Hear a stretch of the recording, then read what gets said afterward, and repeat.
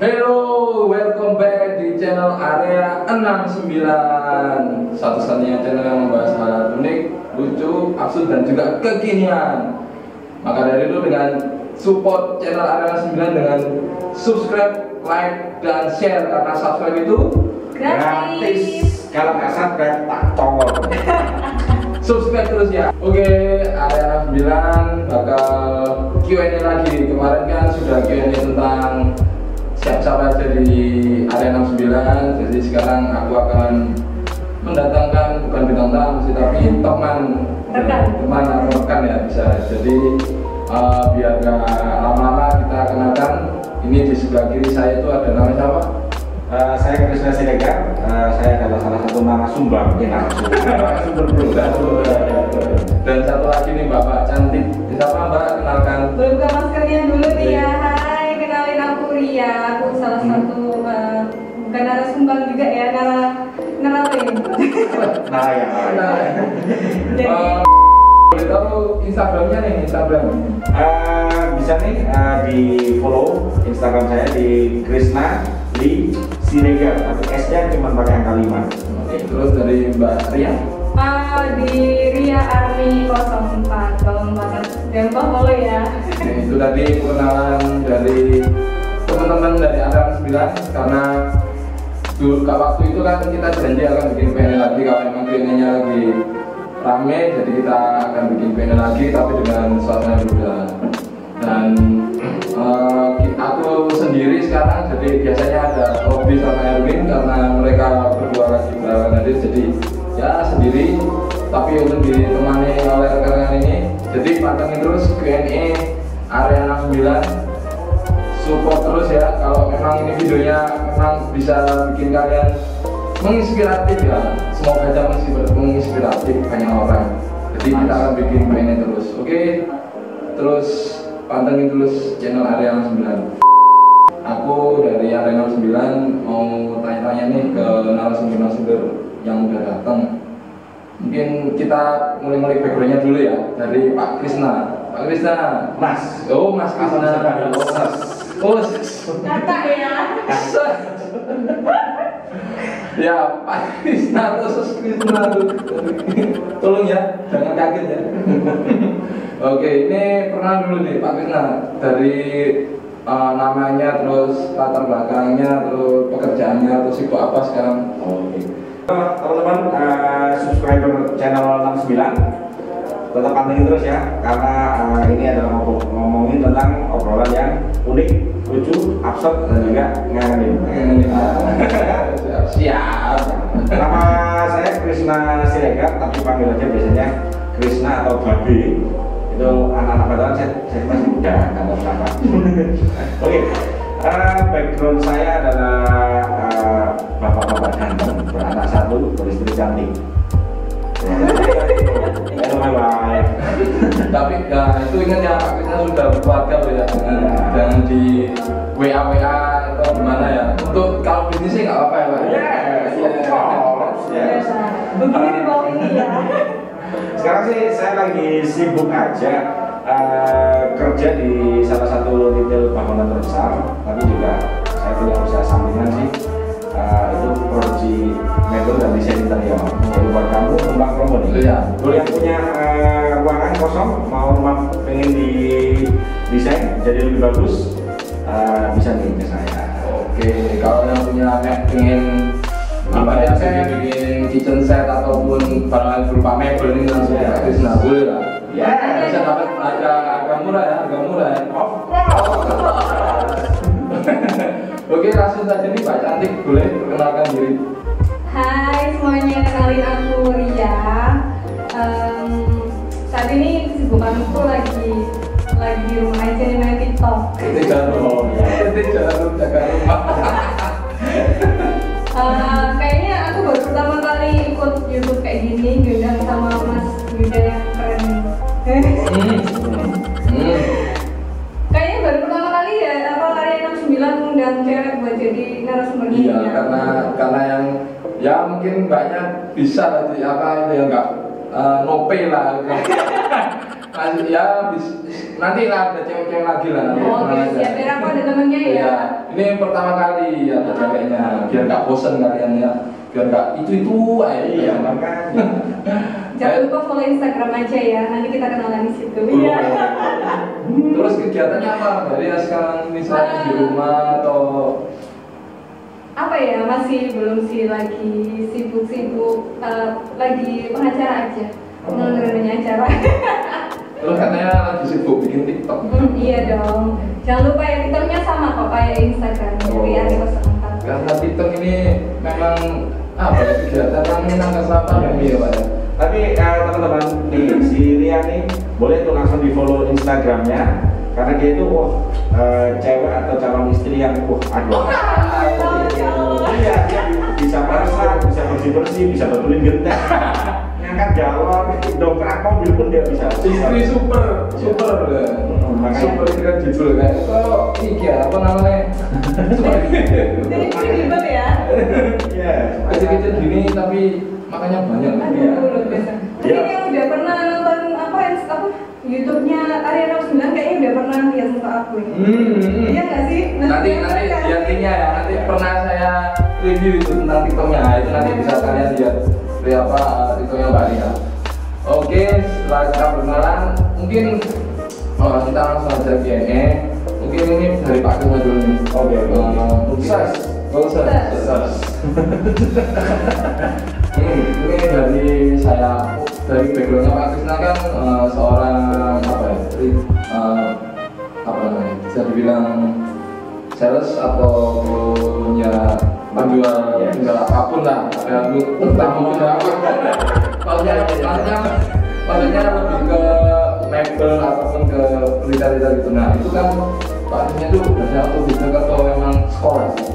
Nah, itu nih gini nih, kalau belajar masalah atau sharing pengalaman masalah menjual sesuatu atau memasarkan sesuatu, itu sebenarnya pada dasarnya semua orang itu bisa gampang, jualan itu gampang.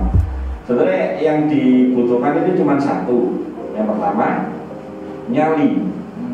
Meskipun kita nggak punya background ilmu yang mumpuni itu, yang penting kita berani dulu tuh.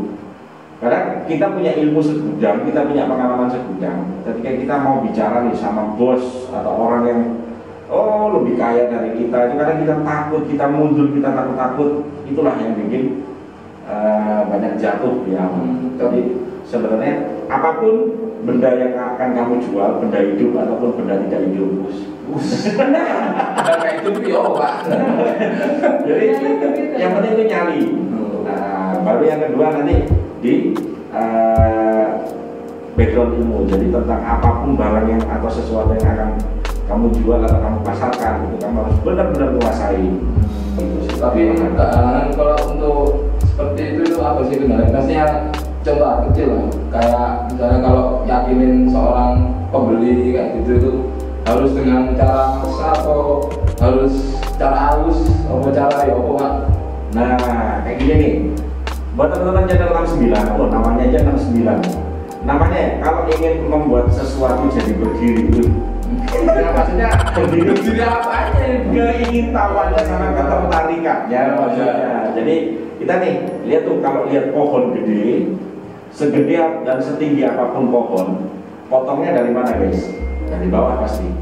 Nah, kita harus bisa menjadi pendengar setia sebelum kita menjadi pembacot setia.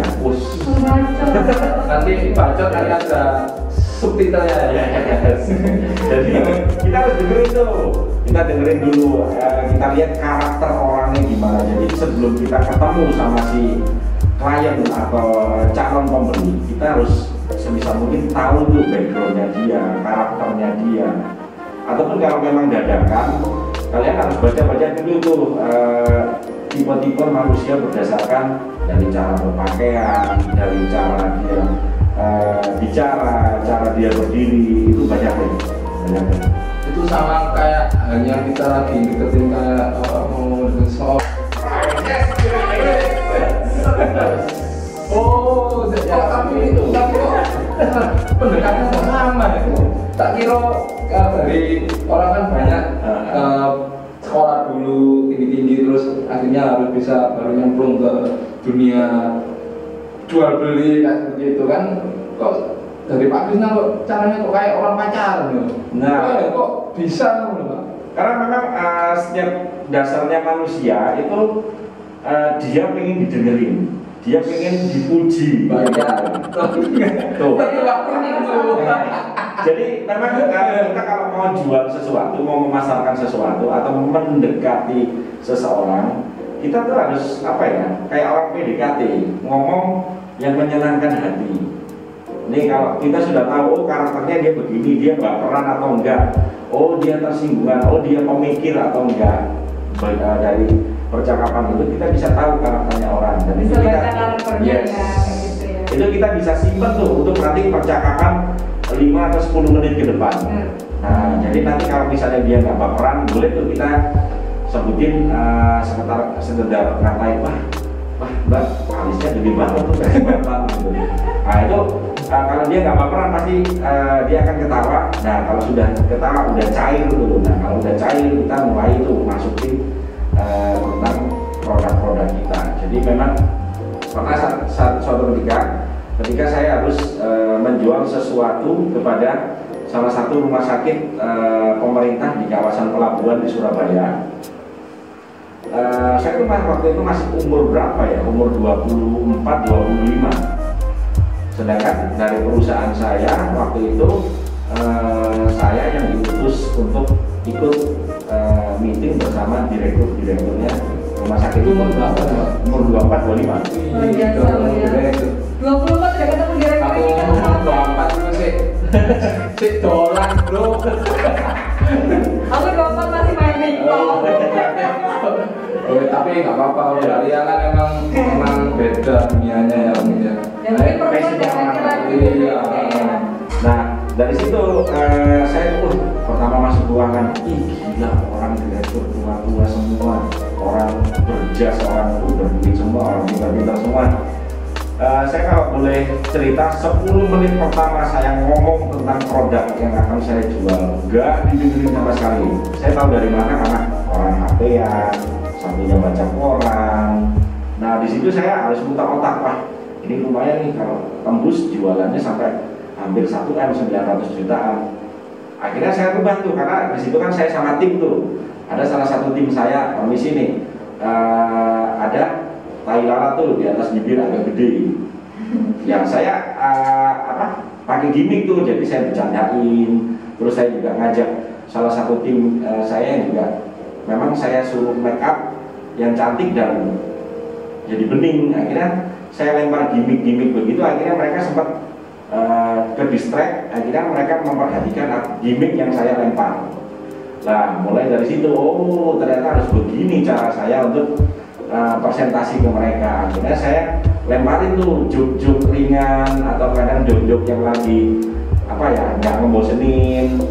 Itu akhirnya dari situ tanpa panjang lebar, setelah 10 menit saya nggak didengerin, cukup nggak sampai 10 menit kedua langsung tuh si direktur, oke mas, saya suka sama kamu cara presentasi kamu. Dari awal kita coba mendengarkan mas, tapi ternyata mas punya cara lain. Akhirnya saya tahu dari situ kalau mas dan tim itu orang yang tidak punya rasa nyerah di awal. Akhirnya yaudah mas, ini proyek saya kasihkan ke jadi dari joke-joke dan melempar sesuatu yang nggak langsung menjurus ke barang itu kita ya bisa langsung tahu keinginan customer gitu ya. Yes.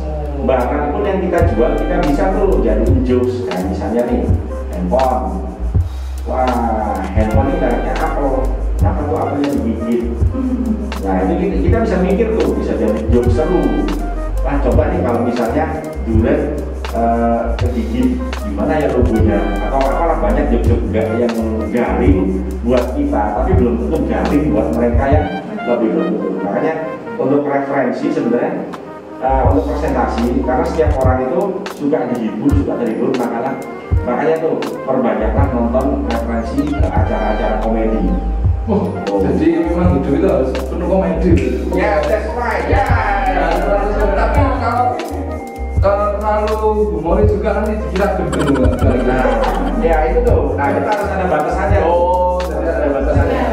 Jadi kalau pengen referensi yang bagus tuh banyak tuh pelawak-pelawak yang bisa kita tiru tuh lawakannya, kayak misalnya Warkop, DKI, Dono Kasino Indro. Ada tuh lawakannya dia yang absurd, ada yang lawakannya cerdas, ada juga yang lawakannya kadang terlalu heboh.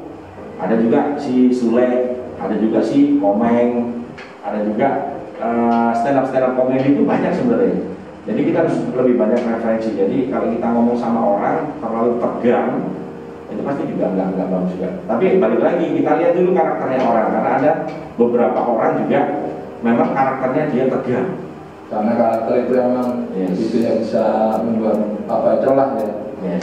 Tapi yang penting tunjukkan kalau kalian berani, kalian nggak mundur. Berani. Nah, kalau kalian lagi presentasi terus nggak didengerin 10 menit terus kalian tahu-tahu nyerang, godok ya udin. Iya. Oke, itu tadi inspirasi dari Pak Dina. Mungkin dari Mbak Ria mungkin bisa relate sih, mungkin dari yang Pak Dina diberikan Sebentar dari saya bukan jendela. Oh iya, Saya ngopi. Mungkin dari Mbak Ria mungkin karena kan saya tahu itu Mbak Ria itu dulu itu menghadapi orang jadi marah-marah atau apa gimana. Mbak Ria itu selalu apa dengan badan yang ada kecil tapi nyalinya bisa begitu besar itu gimana? Mungkin dari cerita Pak Dina mungkin bisa relate ke, mungkin bisa kalian apa bisa share ke teman-teman.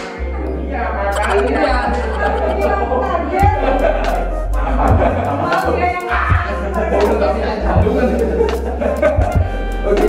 Oke, jadi dari cerita Pak Krisna tadi aku bisa ambil gini sih.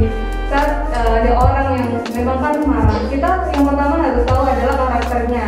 Karena kalau dari karakter kita udah tahu, kita bisa handling customer tersebut kayak gitu. Kalau memang dia sabar, kemudian sabar, namanya marah, tapi kan ada tuh yang santai aja, cuma komen aja. Itu kita juga bisa nantinya santai. Tapi kalau dia marah-marah, tetap aja kita harus sabar, santai. Karena saat customer itu marah, pasti kalau kita ikut marah, pasti dia makin marah kayak gitu. Tapi pernah nggak ketemu